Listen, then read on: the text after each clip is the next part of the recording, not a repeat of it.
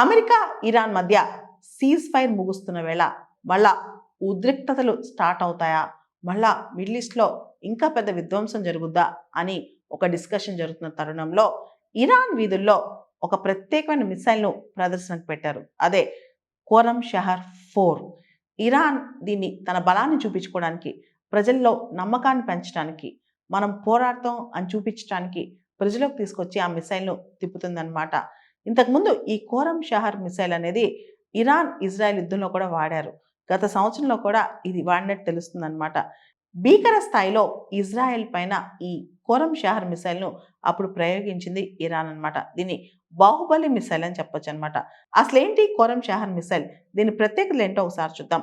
ఈ మిసైల్ను Iran aerospace industries సంస్థ రూపొందించింది. ఇది మీడియం రేంజ్ బాలిస్టిక్ మిసైల్. 2017, 2019లో జరిగిన ఇరాన్ మిలిటరీ పెరేడ్లో ఈ కోరం షహర్ మిసైల్ 4ను తొలిసారిగా ప్రదర్శించారు. దీని స్పీడ్ మ్యాక్ 18గా ఉంది.